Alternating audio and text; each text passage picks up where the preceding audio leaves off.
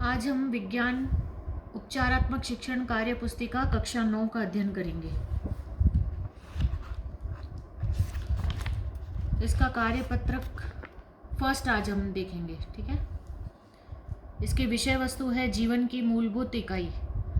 तो आप लोगों को पता ही होगा इसका, हमने कक्षा 8 में भी इसका अध्ययन किया है और अब कक्षा 9 में भी अध्याय 5 में इसके बारे में दिया हुआ है कि हमारे जीवन की मूलभूत इकाई क्या है, जिससे हमारा शरीर बना हुआ है, पूरा शरीर के अंग बने हुए हैं, है ना। तो कोशिका, आप सभी को पता होगा हमारे जीवन की मूलभूत इकाई कोशिका है। कोशिका हमारे शरीर की सबसे सूक्ष्मतम क्रियात्मक इकाई है, ठीक है। तो ये कोशिकाएं जो होती है ना, एक ही प्रकार के कार्य प्रकार की जो कोशिकाएं होती है ना, वो अपना समूह बनाकर उत्तक बनाती है। उत्तक जो है वो आपस में मिलके अंग बनाते हैं और अंग एक ही प्रकार का कार्य को, हमारे शरीर के अंदर एक ही प्रकार के कार्य प्रणाली को संपन्न करने वाले अंग जो हैं वो मिलके आपस में तंत्र बनाते हैं। जैसे जनन तंत्र है, पाचन तंत्र है, रक्त परिसंचरण तंत्र है। तो इस तरह से आज हम इस कार्यपत्रक को समझेंगे, समझने का प्रयास करेंगे और इसे करने का प्रयास करेंगे। अब इसका पहला प्रश्न देखो, इसमें यहाँ पे क्या दिया हुआ है, ये चित्र दिया हुआ है यहाँ पे प्याज की झिल्ली। प्याज की जो पतली सी झिल्ली होती है ना, उसको हटाकर और उसका सूक्ष्मदर्शी यंत्र के अंदर उसको देखा गया है और देखने के बाद जैसी इसकी संरचना नज़र आती है उसको यहाँ पर अंकित किया गया है। तो ये देखो, इस तरह से ये कोशिकाओं से मिलके बनी होती है। अभी मैंने बताया था कि चाहे कोई सी भी वस्तु हो, कोई भी जीवित जीव जो हो, उसकी शरीर की सबसे सूक्ष्मतम इकाई कोशिका होती है। और ये जो जीव होते हैं वो एक कोशिकीय जीव भी होते हैं और बहुकोशिकीय जीव भी होते हैं। ऐसे जीव जिनका शरीर एक कोशिका से मिलकर बना होता है उसे हम एक कोशिकीय जीव कहते हैं। और ऐसे जीव जंतु जिनका शरीर बहुत सारी कोशिकाओं से मिलके, कोशिकाओं के समूह से, जैसे अभी मैंने बताया था उत्तक, अंग, तंत्र, उनसे मिलके बना होता है, तो ऐसे जीवों को हम बहुकोशिकीय जीव कहते हैं, ठीक है। अब हम ये सारा इसका देखते हैं। देखो इसके अंदर क्या दिया है, कोशिका की संरचना एक, आगे अपन और देखेंगे इसको। तो यहाँ पे देखो ये कोशिका की संरचना एक ये दी हुई है। कोशिका के अंदर क्या होता है, केंद्रक होता है, ये गोल सी संरचना है ना। यहाँ पे रिक्तिकाएँ दी हुई है और ये इसके अंदर धागे, माइटोकॉन्ड्रिया, ऐसे बहुत सारे इसके अंदर अंग पाए जाते हैं। क्योंकि कोशिका के अंदर जो माइटोकॉन्ड्रिया होती है ना, उससे ऊर्जा बनती है। और ये ऊर्जा जो होती है ना, हमारे शरीर में हमारे शरीर की जो भी हम दैनिक जीवन के कार्य वगैरह करते हैं, शरीर में वृद्धि और विकास होता है, तो उसमें हमें ये ऊर्जा काम में आती है। तो ये देखो पूरा दिया हुआ है इसमें प्याज की झिल्ली का। इसमें केंद्रक के अंदर और छोटी संरचना होती है जिसे हम केंद्रिका कहते हैं। कोशिका के चारों तरफ एक झिल्ली पाई जाती है जिसे हम कोशिका झिल्ली कहते हैं। और ये कोशिकाएं जो होती है जंतुओं की, जंतु कोशिका कहलाती है। जो ऐसी कोशिकाएं जो जंतु के अंदर पाई जाती है उसे जंतु कोशिका कहते हैं। और ऐसी कोशिकाएं जो पादप के अंदर पाई जाती है उसे हम पादप कोशिका कहते हैं। अब देखो ये थोड़ा शॉर्ट में मैंने आपको बता दिया। अब इसका हम प्रश्न 1, मैंने इसको पहले से ही थोड़ा सॉल्व किया हुआ है। उक्त चित्र, आप भी इसको लिखते जाइए। आप भी अपनी इस उपचारात्मक शिक्षण जो कार्य पुस्तिका है इसे खोल लीजिए और जैसे जैसे मैं प्रश्न कराती जा रही हूँ आप भी इनको करते जाइए। उक्त चित्र किस पादप की झिल्ली का है? देखो बिल्कुल सरल प्रश्न दिया है। ये यहाँ पे नाम भी दिया हुआ है, लिखा हुआ है यहाँ पे प्याज की झिल्ली। तो यहाँ पे अपना इसका उत्तर क्या आएगा, प्याज की झिल्ली। क्योंकि ये चित्र किसका दिया हुआ है, प्याज की झिल्ली का दिया हुआ है। तो पतली सी झिल्ली नहीं हट जाती एक, उसका है ये चित्र, ठीक है। इसको सूक्ष्मदर्शी यंत्र की सहायता से देखा है। फिर प्रश्न 2 है, उक्त झिल्ली की संरचना की तुलना किस प्रकार की दीवार से की जा सकती है?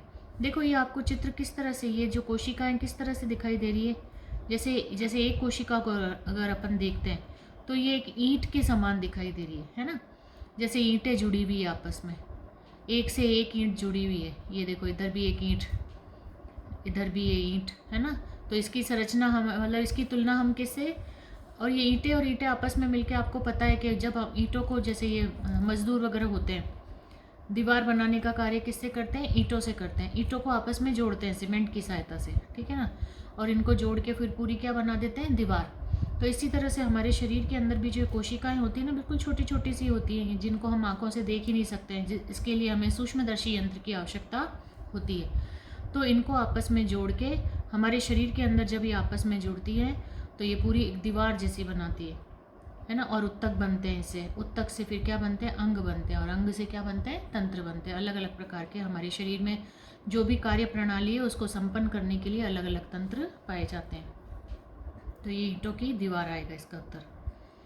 जिस प्रकार ईंटों को जोड़कर भवन की दीवारों का निर्माण किया जाता है, उसी प्रकार सजीवों की कौन सी मूलभूत रचना आपस में मिलकर शरीर का निर्माण करती है। देखो, ईंटों को तो आपस में जोड़कर क्या बनता है, मकान बनता है, ठीक है। उसी प्रकार सजीवों की कौन सी मूलभूत संरचना आपस में मिलकर शरीर का निर्माण करती है। तो बिल्कुल सरल आंसर, अब आप लोग भी इसका आंसर बता सकते हो कि क्या होती है सबसे सूक्ष्मतम मूलभूत इकाई क्या होती है। जैसे दीवारों के अंदर, मकान के अंदर क्या होती है, ईंट होती है। इसी तरह से हमारे शरीर के अंदर क्या होती है, कोशिका। अब देखो, इसकी खोज किसने की, इतनी बड़ी खोज है ना, जिससे हमारा पूरा शरीर बना हुआ है। सारे अंदर हमारे शरीर के अंदर जो भी कार्य होते हैं, कार्य प्रणाली पूरी संपन्न होती है इसी के द्वारा। तो इसकी महानतम खोज किसने की। तो देखो, प्रश्न 4 में क्या दिया है, कोशिका की खोज किस वैज्ञानिक ने की थी। तो किसने की थी, रॉबर्ट हुक ने। अगर डेट भी आप याद करना चाहें तो 1665 है, आप लिखना चाहें तो लिख सकते हैं, ठीक है। तो कोशिका की खोज किस वैज्ञानिक ने की थी, रॉबर्ट हुक ने। अब देखो 5वां प्रश्न इसका, रॉबर्ट हुक ने सूक्ष्मदर्शी में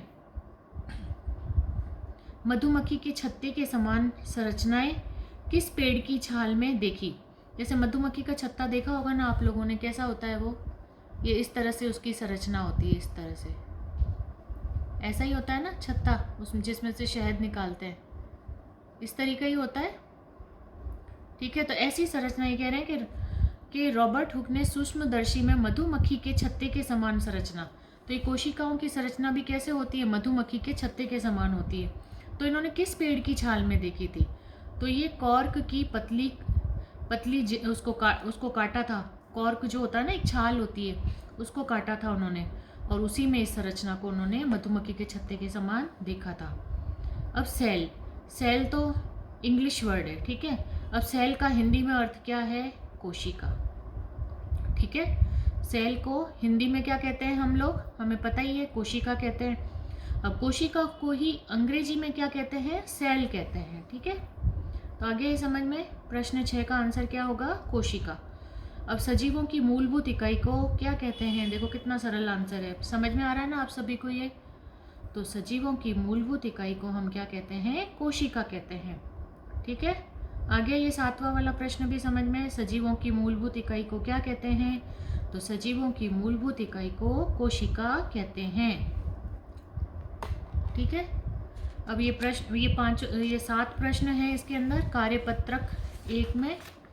अब है कार्यपत्रक 2, अब इसका अध्ययन करेंगे हम।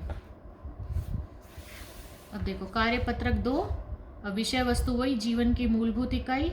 अधिगम बिंदु इसमें क्या है, सजीव व निर्जीव में कोशिका के संदर्भ में। ये चलो आपके काम की चीज़ नहीं है ये। संदर्भ कक्षा 8 अध्याय 8। आइए अब हम इन प्रश्नों को देखते हैं। आप इन चित्रों में से सजीव व निर्जीव को छांटकर सारणीबद्ध कीजिए, ठीक है। अब सजीव और निर्जीव में तो अंतर आपको पता होगा ना, किसे कहते हैं सजीव, ऐसे जीव जो पहले छोटे होते हैं, फिर धीरे धीरे वृद्धि, उनके शरीर में विकास होता है, वृद्धि होती है, बड़े हो जाते हैं, ठीक है। जो चल सकते हैं, जो खा सकते हैं, है ना, ठीक है। जो जनन कर सकते हैं, ये अपन ने छोटी क्लासों में भी पढ़ा हुआ है ना, उन्हें हम क्या कहते हैं, सजीव। और निर्जीव किसे कहते हैं हम, निर्जीव, इसी का अपोजिट हो जाएगा, इसी का उल्टा विपरीत हो जाएगा, कि जो खा नहीं सकते, जो बड़े नहीं होते हैं। जैसे बैग है, बैग वैसा का वैसा ही रहेगा, ठीक है। जो चल फिर नहीं सकते, अब जैसे बाइक है, बाइक किससे चलेगी, पेट्रोल से चलेगी, लेकिन ये क्या है, निर्जीव है, ठीक है। तब इसमें से हमें छांटना है, निर्जीव कौन है और सजीव कौन है। अब सजीव, देखो इधर लिखा हुआ है सजीव और इधर लिखा हुआ है निर्जीव। तो देखो सजीव क्या हो गया, देखो इसमें क्या पौधा दिया है, ये गुलाब का पौधा है ना, तो ये सजीव हो गया, ठीक है। पेड़ पौधे भी सजीव होते हैं, ठीक है। वनस्पति जो होती है वो भी सजीव होती है। मनुष्य, ये मनुष्य दिया है तो ये सजीव है। ये पेड़ दिया हुआ है, पेड़ भी सजीव है। ये गाय, गाय भी क्या है, सजीव है। ठीक है। अब ये तो हो गए सजीव, तो हो गए। अब निर्जीव देखो, निर्जीव में क्या है, ये मटका टाइप से कुछ है, तो पानी गर्म करने का बर्तन हो गया ये मोटरसाइकिल भी निर्जीव है। ये हैंड पंप दिया हुआ है, निर्जीव है। ये टेबल दी हुई है, मेज, ये भी निर्जीव है। ठीक है। तो ये समझ में आ गया आपको सजीव और निर्जीव। निम्न सारणी में से छांट कर लिखिए कि किन में कोशिका उपस्थित है व किन में नहीं। देखो, सजीव जो होंगे उनका शरीर कोशिकाओं से मिलके बना होता है। तो कोशिका देखो किस किस के अंदर उपस्थित है, ये लाइन से दिए हैं। अमीबा, अलमारी, बकरी, कुर्सी, आम का वृक्ष, हाइड्रा, पुस्तक, जलकुंभी, पेन। ठीक है। अब वही है, सजीव निर्जीव जैसे ही हो गया। जो सजीव होंगे उसके अंदर कोशिका होगी और जो निर्जीव होंगे उसके अंदर कोशिका नहीं होगी, वो दूसरी वस्तुओं से बने हुए होंगे। ठीक है। तो कोशिका उपस्थित है। देखो, अमीबा, ये एक कोशिकीय जीव है। अमीबा का शरीर जो होता है ना, सिर्फ एक कोशिका का बना होता है और ये पानी के अंदर पाए जाते हैं। और अमीबा से बहुत सारी बीमारियां भी हो जाती है। अगर हम गंदा पानी पी लेते हैं ना तो हमारा पेट खराब हो जाता है। तो ये अमीबा एक कोशिकीय हो गया जीव, इसका शरीर सिर्फ एक कोशिका से मिलकर बना होता है। अलमारी, अलमारी तो आपको पता ही है, इसमें कोशिका नहीं होती है, निर्जीव है ये। फिर बकरी, बकरी भी क्या है, सजीव है, इसका शरीर भी कोशिका से बना होता है, तो बकरी में कोशिका होती है। कुर्सी, कुर्सी लोहे की होती है, लकड़ी की होती है, तो ये कुर्सी क्या हो गई, कोशिका इसमें नहीं होती है। आम का वृक्ष, आम का वृक्ष भी क्या है, सजीव है, इसका शरीर भी किसका बना होता है, कोशिका का, तो आम का वृक्ष।